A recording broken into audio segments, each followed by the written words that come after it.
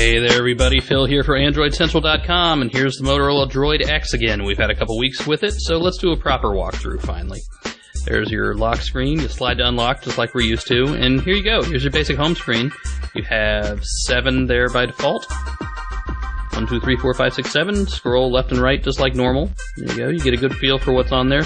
Those are all widgets. They look a little new. Down here at the bottom, you have your little scroller bar thingy, and that's how you can jump from one to the other. You don't have the leap feature like Sense has, but you can jump from one to the other down there, and that's pretty easy. See, scrolling is nice and quick, just no lag whatsoever on this 1 GHz processor. Now here's the cool thing about widgets. This is a Motorola custom thing. First, you can stick a widget on top of each other and they'll swap places. That's nice. You can't do that in stock Android, and it's really a pain. But here's the really cool thing. You can resize them on the screen. So after you hold down, you get these little arrows and you drag them. So you can go from a 4x1 to a 4x2, back to a 4x1, and if you go on top of something like that, it'll give you a big red X and tell you no, you can't do that. Delete them the same way, just dragging them in the trash, so that's normal. But that's a really cool customization that Motorola's done, and I really like that a lot. So here's your app launcher. Kind of normal. You don't have the 3D effects that you get on the Nexus 1 with Android 2.1 and Froyo, but you know what? I can live with that. That's eye candy. Not a huge deal. There's your calendar widget, and don't really get a whole lot of information when it's in 4x1. Here's your weather widget, and you got some settings up at the top. There's a Facebook widget. So a lot of good stuff really from Motorola. I like what they've done. I like the UI. It's kind of stock Android-ish, but tweaked. Certainly doesn't feel like MotoBlur. So we've talked about that before. Here's another cool thing you can do. If you double tap the home button, this is actually customizable. You can set it to different things, but by default, it's set for voice command. So I can say, open test contact, and there's opening test contact, and that's what contacts look like, by the way. It's kind of nice. There's a fake one I made, so I don't have to give out all my friends' information. Smart of me, huh? So we'll go back to home, and there you go. Android Market's the same. Let's look at the browser, just so you can get an idea of that. This has flashlight built in. Remember, we're dealing with Android 2.1, so we don't have full flash yet.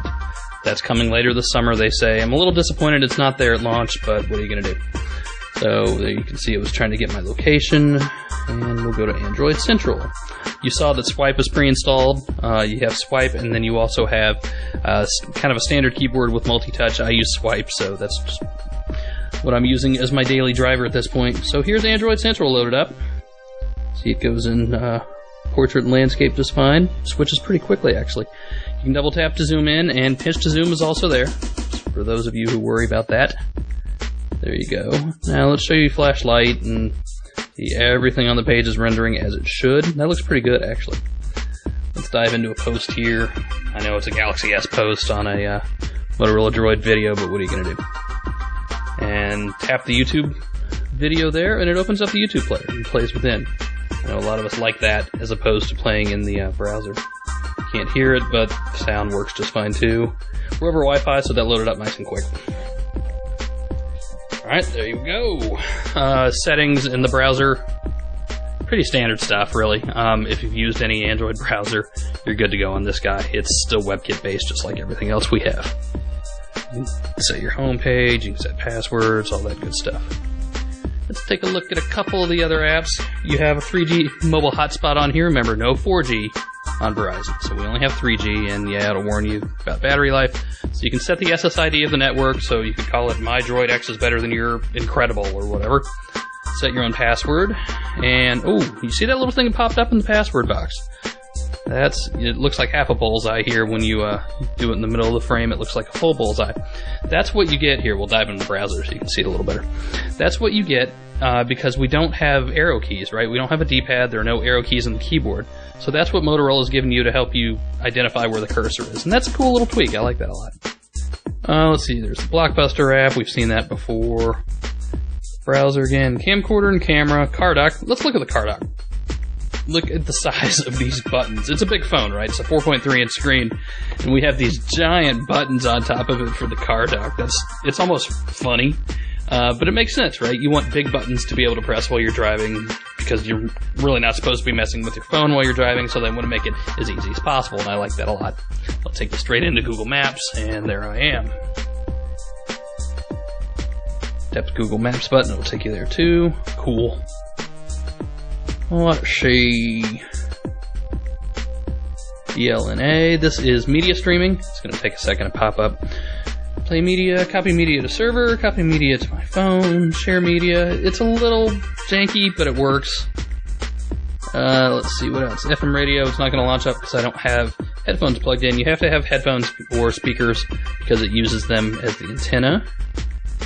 What else should we look at? Let's see, how about, we already saw voice command. You got Skype built in, that's nice, that's a Verizon thing, although it's supposedly coming to everybody else later. Let's look at the camera. It's got an 8 megapixel camera with dual flashes, and the software, I really do like the software. You can either launch it from the app launcher, or you've got the dedicated camera button right there. Big red button. It's a 2-stage button, so you have to push it all the way down and kind of hold it for a second to launch the camera app. Took me a couple tries to kind of get used to it. Let's see, we're going to have a hard time focusing on that, aren't we? Alright, you can zoom in and out, actually, using the volume keys. See there on the left, you got the little indicator showing you how far in and out you are zoomed. That's cool. It's a bit of a stretch, it feels kind of weird, but you get used to it. Alright, you tap and you get your menus. You push the camera button again up there, the big red button, to take the picture. Real easy to switch to video, I like this. It's just one touch, switch to video, switch back to the camera. Very nice, it's better than having some slider.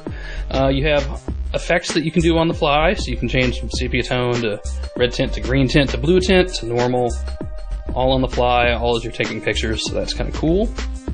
You can change scenes, you know, you can set it in landscape mode, sport mode to take them fast.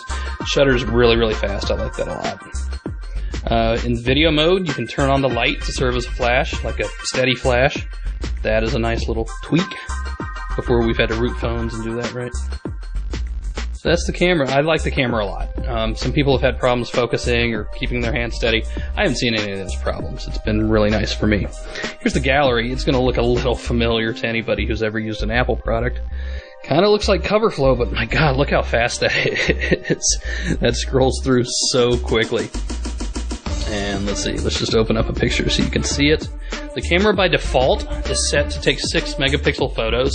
That way they're shot in widescreen, or in this case, you know, it's tall because I turned the camera that way.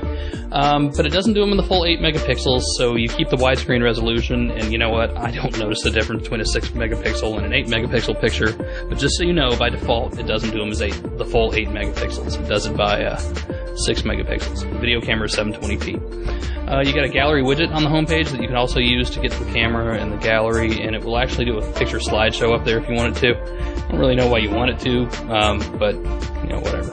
Your call. Cool. Alright, let's see. You got a news widget by default. That's a nice little addition. A couple of them. RSS feeds. I'm sure we all want to add Android Central. Let's talk about the physical aspect of the camera. So you got the 4 buttons down at the bottom. They're physical buttons. They're a little wobbly, but not too bad. On the top of the phone, you've got a microphone hole, and there's another microphone hole in the back, so you got 3 in all, right? There's one down on the bottom of the phone there by the physical buttons, too. There's our camera button we were talking about, our volume buttons, power button, 3.5mm headphone jack, all kind of standard stuff. On the other side, you have the micro HDMI port and the micro USB. HDMI you can use to stream into a TV or a computer. There's your 8 megapixel camera with the dual flashes.